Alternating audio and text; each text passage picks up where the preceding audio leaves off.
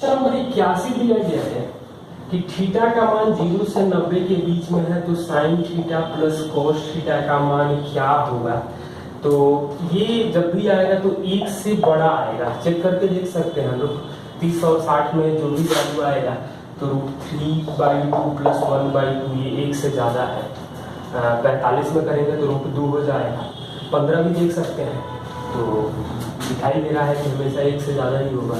Question number 82, an aeroplane when flying height of 5 metre from the ground passes vertically above another aeroplane at the instant। तो angle of elevation ये एक का 45 है, एक का 60 है। तो ये 60 वाला जो है वो 5000 मीटर पर उड़ रहा है, तो ये आ जाएगा 5000/√3। ये 45 वाला जो एंगल होगा वो 5000/√3 आ जाएगा। तो दोनों जहाजों के बीच की दूरी क्या होगी, तो 5000 1 - 1/√3 मीटर है। मीटर है तो मीटर लिखेंगे, फीट है तो feet. The angle of a triangle are in AP, the ratio of least angle in degree and greatest angle in radian ये दिया गया है 60 और पाई के रेशियो में। तो एंगल क्या होगा, और ऑप्शन दिया गया है 40 50 90, दूसरा ऑप्शन है 40 55 85, 30 60 90, चौथा है 35 55 90।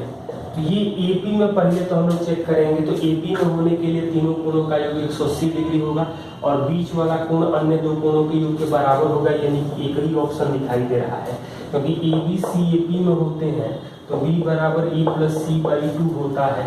तो इस कंडीशन से आपको साफ साफ दिखाई देगा कि एंगल जो भी होगा बीच वाला वो हमेशा 60 होगा और एक ही ऑप्शन सेटिस्फाइड कर रहा है, तो हमें कोई जरूरत नहीं। Suppose ABC is a right angle triangle, angle A 90 degree है, एंगल A 90 डिग्री है। AD परपेंडिकुलर BC, AD जो है वो BC पर परपेंडिकुलर है। इसके बाद दिया गया कि ABC का एरिया 40 है, ACD का एरिया 10 है। ACD का 10 है और ये पूरा एरिया जो है वो 40 है। और हमें AC 9 दिया गया है, AC 9 दिया गया है, तो लेंथ ऑफ BC क्या होगा। तो यहाँ से हम लोग BC पूछा गया है, मतलब एरिया का रेशियो है 10 और 40, तो हाइट का रेशियो जो आएगा वो 1:2 आ जाएगा, 1:4 एरिया आ जाएगा। क्योंकि ये सिमिलर होगा, क्यों सिमिलर होगा, ये 90 ये वाला एंगल कॉमन होगा दोनों में, दो एंगल बराबर है तो तीसरा ऑटोमेटिक बराबर हो जाएगा। तो एक के लिए 9 दिया गया है, तो दो के लिए जो BC का लेंथ आ जाएगा वो 18 सेंटीमीटर आ जाएगा। Two circle touches each other at externally at P, AB is direct common tangent to the two circles at point A and B of contact, angle PAB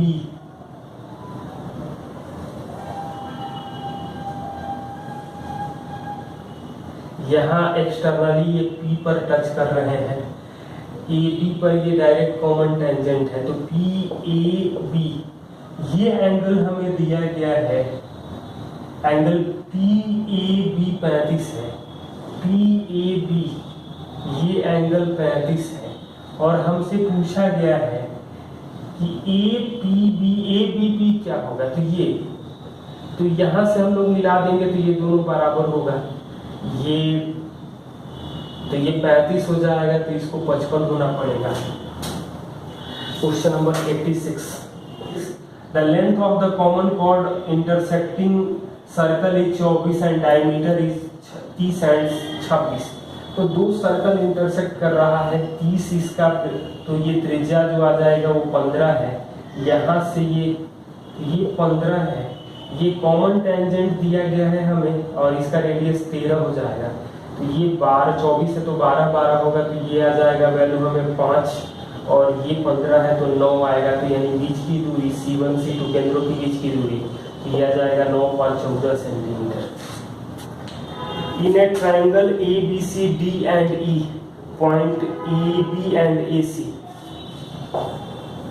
ABC DE जो है वो AB और AC पर कोई दो बिंदु है, DE समानांतर है BC को और दो इक्वल पार्ट के एरिया में डिवाइड करता है, मतलब ये एरिया एक, तो छोटे वाले ट्रायंगल और बड़े वाले ट्रायंगल का एरिया का रेशियो 1:2 आएगा। और हमसे पूछा गया है AD BD का अनुपात, AD अनुपात BD पूछा गया है, तो मतलब ये आ जाएगा 1 और ये आ जाएगा √2, तो AD 1 आ जाएगा और BD जो आएगा √2 - 1। अब number 88, the area of a square inscribed in a circle of radius 8। एक सर्कल है इसका रेडियस 8 है, इसके अंतर्गत एक वर्ग है, आयत की तरह दिख रहा है लेकिन वर्ग है, रेडियस 8 है यानी कि डायमीटर 16 आएगा, तो भुजा 8√2 आ जाएगा, तो एरिया जो आएगा 8√2 का स्क्वायर करेंगे तो 128 सेंटीमीटर स्क्वायर हो जाएगा।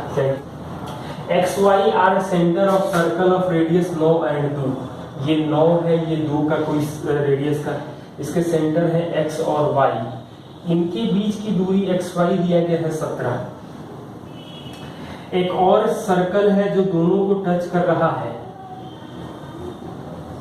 और एंगल ये बना रहा है 90 डिग्री, तो ये 17 है, तो साफ साफ दिखाई दे रहा है कि 8, 15, 17 होता है, ये 9 है, ये 2 है, इसको 8 करेंगे मतलब ये 6 हो जाएगा, ये 6 हो जाएगा, तो 9, 6, 15। रेडियस ऐसे भी देख सकते हैं, ऐसे कैलकुलेट करते तो लंबा होता, मतलब जो जेड सेंटर वाले सर्कल का रेडियस जो आ जाएगा वो 6 सेंटीमीटर आ जाएगा। ट्रिपलेट याद रखिए आप लोग। I is in centre of triangle ABC दिया गया है 65, एंगल ABC ये दिया गया है 65, ACB 55 दिया गया है, तो ये जोड़ देंगे तो 120, मतलब एंगल A 60 आ जाएगा, एंगल BIC जो आएगा वो 90 + 60/2, 90 + A/2 होता है, यानी 120 डिग्री आएगा। Question number 91, if radius of two circle is 6 and 3, the length of the converse tangent is 8, तो ये डिस्टेंस बिटवीन टू सेंटर्स पूछ रहा है, तो ये आ जाएगा हमें 6 + 3 का स्क्वायर + 8 स्क्वायर करेंगे तो 9 का स्क्वायर + 8 स्क्वायर, मतलब 81 और 64 जोड़ेंगे तो 145 आएगा।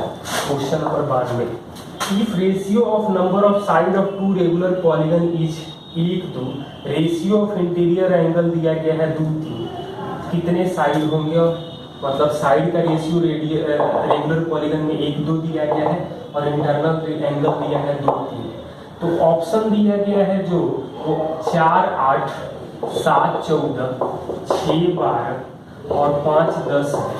तो एक काम करें हम लोग, ऑप्शन तो हर जगह दिखाई दे रहा है, 4 करेंगे तो एक्सटीरियर आएगा 4, 8 तो 90 और 45, मतलब 90 और 135, ये 2, 3 के रेशियो में आ रहा है, मतलब यही आंसर हो जाएगा। बाकी भी चेक करके देख सकते थे, 6, 12 करते तो ये 60 आता और ये 30 आता, मतलब 120 और 150, 2, 3 का रेशियो नहीं आ रहा है, तो ऐसे ही हम लोग बारी बारी चेक करके देख सकते हैं, ज़्यादा आसान होता है।